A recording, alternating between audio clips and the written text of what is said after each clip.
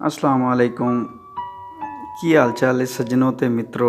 ਉਮੀਦ ਕਰਨਾ ਵਾਂ ਤੁਸੀਂ ਸਾਰੇ ਜਿੱਥੇ ਕਿੱਥੇ ਵੀ ਹੋਵੋਗੇ ਹੱਸਦੇ ਵਸਦੇ ਤੇ ਖੁਸ਼ਬਾਸ਼ ਹੋਵੋਗੇ। ਦੋਸਤੋ, ਅੱਜ ਮੈਂ ਗੱਲ ਕਰਨ ਜਾ ਰਿਹਾ ਹਾਂ ਇੱਕ ਮਾਂ ਦੇ ਬਾਰੇ। ਅੱਜ ਮੈਂ ਮਾਂ ਦੀ ਸ਼ਾਨ ਦੇ ਬਾਰੇ ਚੰਦ ਲਫ਼ਜ਼ ਬਿਆਨ ਕਰਾਂਗਾ। ਇੱਕ ਨਵੀਂ ਵੀਡੀਓ ਲੈ ਕੇ ਤੁਹਾਡੀ ਖਿਦਮਤ 'ਚ ਹਾਜ਼ਰ ਹੋਇਆ ਵਾਂ।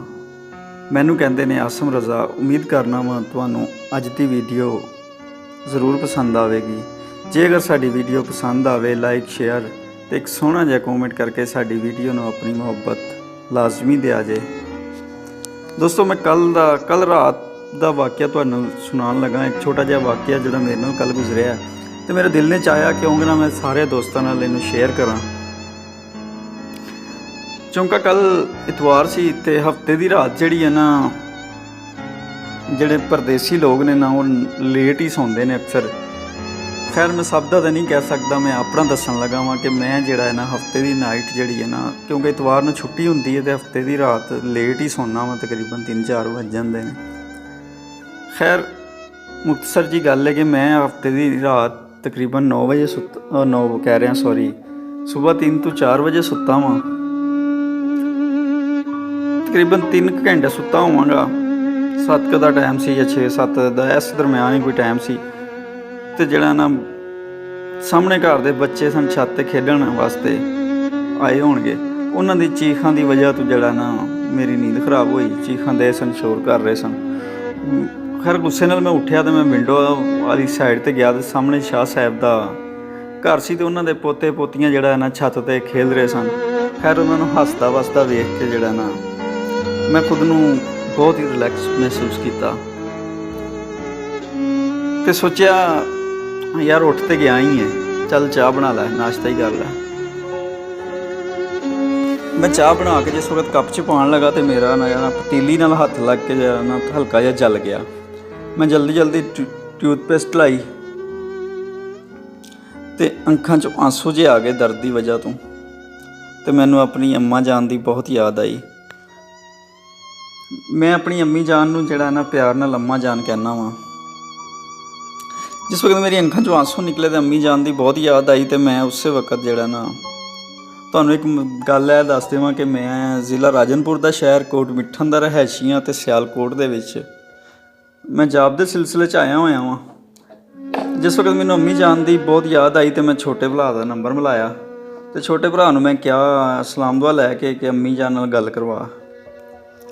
ਤੇ ਅੰਮੀ ਨਾਲ ਜਿਸ ਵਕਤ ਹੀ ਮੈਂ ਹੈਲੋ ਕੀਤਾ ਤੇ ਅੰਮੀ ਜਾਨ ਕਹਿੰਦੇ ਨੇ, ਪੁੱਤਰ ਕੀ ਗੱਲ ਹੈ, ਖੈਰ ਤੇ ਹੈ ਨਾ, ਤਬੀਅਤ ਤੇ ਠੀਕ ਹੈ ਨਾ ਤੇਰੀ? ਮੈਂ ਕਿਹਾ ਹਾਂਜੀ ਅੰਮੀ ਜੀ ਮੈਂ ਠੀਕ ਹਾਂ। ਤੇ ਅੰਮੀ ਜਾਨ ਨੇ ਅੱਗੋਂ ਕਿਹਾ, ਪੁੱਤਰ ਲੱਗਦਾ ਨਹੀਂ ਕਿ ਤੂੰ ਠੀਕ ਹੈ, ਸਹੀ ਦੱਸ ਕੀ ਗੱਲ ਹੈ? ਮੈਂ ਕਿਹਾ ਨਹੀਂ ਅੰਮੀ ਜਾਨ ਮੈਂ ਠੀਕ ਹਾਂ। ਲੇਕਿਨ ਕਾਫੀ ਦੇਰ ਅੰਮੀ ਬਹਿਸ ਕਰਦੇ ਰਹੇ। ਅਖੀਰ ਮੈਨੂੰ ਦੱਸਣਾ ਹੀ ਪਿਆ ਕਿ ਇਸ ਵਜ੍ਹਾ ਤੋਂ ਨੀਂਦ ਖਰਾਬ ਹੋਈ ਮੇਰੀ ਤੇ ਮੈਂ ਤੁਹਾਨੂੰ ਕਾਲ ਕੀਤੀ ਸੀ। ਦੇਖੋ ਜਿਸ ਵਕਤ ਮੈਂ ਘਰ ਜਾਂਦਾ ਵਾਂ ਨਾ ਦੋਸਤੋ, ਮੈਂ ਸੁਬਹ ਦਾ ਨਾਸ਼ਤਾ ਜਿਹੜਾ ਨਾ ਲੱਸੀ ਨਾਲ ਅੰਮੀ ਮੈਨੂੰ ਲਿਆ ਕੇ ਦਿੰਦੇ ਨੇ। ਉਸ ਤੋਂ ਬਾਅਦ ਜਨਾਬ ਨਾਸ਼ਤਾ ਆ ਜਾਂਦਾ। ਨਾਸ਼ਤਾ ਜੇ ਹਜ਼ਮ ਨਹੀਂ ਹੁੰਦਾ ਤੇ ਮਾਂ ਜੀ ਫੇਰ ਪੁੱਛਣ ਲੱਗ ਜਾਂਦੇ ਨੇ, ਬੇਟਾ ਭੁੱਖ ਤੇ ਨਹੀਂ ਲੱਗੀ? ਮੈਂ ਕਿਹਾ ਨਹੀਂ ਮਾਂ ਜੀ ਅਜੇ ਭੁੱਖ ਨਹੀਂ ਲੱਗੀ। ਲੇਕਿਨ ਸ਼ਾਇਦ ਮਾਂ ਨੂੰ ਘੱਟ ਸੁਣਦਾ ਹੈ। ਮੇਰੇ ਮਨਾ ਕਰਨ ਦੇ ਬਾਵਜੂਦ ਵੀ ਕੋਈ ਫਰੂਟ, ਅਨਾਰ ਦੇ ਦਾਣੇ, ਸੇਬ ਵਗੈਰਾ ਫਿਰ ਲਿਆ ਕੇ ਦੇ ਦਿੰਦੇ ਨੇ। ਤੇ ਮਜ਼ੇ ਦੀ ਗੱਲ ਹੈ ਕਿ ਮੈਨੂੰ ਚਾਹ ਜਿਹੜੀ ਹੈ ਨਾ ਮੱਗ 'ਚ ਪੀਣਾ ਪਸੰਦ ਕਰਨਾ ਵਾ ਮੈਂ। ਤੇ ਮਾਂ ਜੀ ਜਦੋਂ ਵੀ ਬਾਜ਼ਾਰ ਜਾਣ ਮੇਰੇ ਵਾਸਤੇ ਕੋਈ ਨਾ ਕੋਈ ਨਵਾਂ ਮੱਗ ਲੈ ਕੇ ਆ ਜਾਂਦੀਆਂ ਨੇ। ਖੈਰ ਮੈਂ ਮਾਂ ਜੀ ਕੋਲੋਂ ਇਜਾਜ਼ਤ ਲਈ। ਮਾਂ ਨੂੰ ਮੈਂ ਕਿਹਾ ਕਿ ਮਾਂ ਜੀ ਮੈਂ ਬਿਲਕੁਲ ਠੀਕ ਹਾਂ, ਬਸ ਗੱਲ ਕਰਨ ਨੂੰ ਦਿਲ ਕਰ ਰਿਹਾ ਸੀ ਤੇ ਇਸ ਕਰਕੇ ਕਾਲ ਕੀਤੀ ਤੁਹਾਨੂੰ। ਬਾਕੀ ਕੋਈ ਜ਼ਿਆਦਾ ਨਹੀਂ ਜਲਿਆ ਹੈਗਾ, ਹੱਥ ਹਲਕਾ ਜਿਹਾ ਹੋਇਆ ਸੀ, ਤੁਹਾਡੀ ਯਾਦ ਆਈ ਸੀ ਤੇ ਕਾਲ ਕਰ ਲਈ। ਖੈਰ ਇਜਾਜ਼ਤ ਲਈ ਤੇ ਫ਼ੋਨ ਬੰਦ ਕਰ ਦਿੱਤਾ। ਤੇ ਦੋਸਤੋ ਵੈਸੇ ਮਾਂ ਵੀ ਇੱਕ ਅਜੀਬ ਹੀ ਅਹਿਸਾਸ ਹੈ ਨਾ, ਉਹਨੂੰ ਪਤਾ ਚੱਲ ਜਾਂਦਾ ਹੈ ਕਿ ਬੱਚੇ ਠੀਕ ਨਹੀਂ ਹੈ ਮੇਰੇ, ਭਾਵੇਂ 100 ਮੀਲ ਦੂਰ ਬੈਠੇ ਹੋਈਏ, ਲੇਕਿਨ ਮਾਂ ਨੂੰ ਅਹਿਸਾਸ ਹੋ ਜਾਂਦਾ ਕਿ ਮੇਰਾ ਪੁੱਤਰ ਠੀਕ ਨਹੀਂ ਹੈਗਾ, ਮੇਰੇ ਬੱਚੇ ਠੀਕ ਨਹੀਂ ਹੈਗੇ। ਦੁਨੀਆ 'ਚ ਕਿਸੇ ਦਾ ਅਗਰ ਅੰਨਾ ਪਿਆਰ ਵੇਖਣਾ ਹੈ ਨਾ ਤਾਂ ਦੋਸਤੋ ਮਾਂ ਦਾ ਵੇਖੋ। ਦੋਸਤੋ 9 ਮਹੀਨੇ ਜਿਸ ਵਕਤ ਬੱਚਾ ਪੇਟ 'ਚ ਹੁੰਦਾ ਹੈ ਮਾਂ ਦੇ, ਉਸ ਦੌਰਾਨ ਅਗਰ ਕਿਸੇ ਵਜ੍ਹਾ ਤੋਂ ਉਹ ਖੁਦ ਡਿੱਗ ਵੀ ਪੈਂਦੀ ਹੈ ਤੇ ਪੇਟ ਦੇ ਬਲ ਨਹੀਂ ਡਿੱਗਦੀ ਕਿ ਉਰੇ ਮੇਰੇ ਬੱਚੇ ਨੂੰ ਕੁਝ ਨਾ ਹੋ ਜਾਵੇ, ਬਲਕਿ ਕਿਸੇ ਹੋਰ ਸਾਈਡ ਤੇ ਡਿੱਗ ਕੇ ਆਪਣੀ ਹੱਡੀ ਫ੍ਰੈਕਚਰ ਕਰਵਾ ਲੈਂਦੀ ਹੈ, ਲੇਕਿਨ ਆਪਣੇ ਬੱਚੇ ਨੂੰ ਬਚਾ ਲੈਂਦੀ ਹੈ। ਦੋਸਤੋ, ਆਪਣੀ ਮਾਂ ਦੀ ਇੱਜ਼ਤ ਕਰੋ, ਉਹਨਾਂ ਨਾਲ ਪਿਆਰ ਕਰੋ, ਕਿਉਂਕਿ ਮਾਂ ਹੀ ਉਹ ਹਸਤੀ ਹੈ ਜਿਹਦੀ ਵਜ੍ਹਾ ਤੋਂ ਅੱਲਾਹ ਤਾਲਾ ਸਾਡੇ ਤੇ ਬੇਪਨਾਹ ਕਰਮ ਕਰਦਾ ਹੈ। ਉਹਨਾਂ ਕੋਲੋਂ ਪੁੱਛ ਕੇ ਵੇਖੋ ਦੋਸਤੋ, ਜਿਨ੍ਹਾਂ ਦੀ ਮਾਂ ਇਸ ਦੁਨੀਆ ਤੋਂ ਨਹੀਂ ਹੈ, ਚਲੀ ਗਈ ਹੈ, ਉਹ ਘਰ ਨਹੀਂ ਬਲਕਿ ਕਬਰਿਸਤਾਨ ਲੱਗਦਾ ਹੈ। ਦੁਆ ਹੈ ਪਰਵਰਦੀਗਾਰ ਅੱਗੇ ਅੱਲਾਹ ਤਾਲਾ ਇਹ ਤਮਾਮ ਵੀਡੀਓ ਸੁਣਨ ਵਾਲਿਆਂ ਦੀ ਮਾਂ ਨੂੰ ਸਲਾਮਤ ਰੱਖੇ ਤੇ ਜਿਨ੍ਹਾਂ ਦੇ ਵਾਲਿदैन ਦੁਨੀਆ ਤੋਂ ਚਲੇ ਗਏ ਨੇ ਉਹਨਾਂ ਨੂੰ ਜੰਨਤੁਲ ਫਿਰਦੌਸ ਵਿੱਚ ਆਲਾ ਮਕਾਮ ਅਤਾ ਫਰਮਾਏ।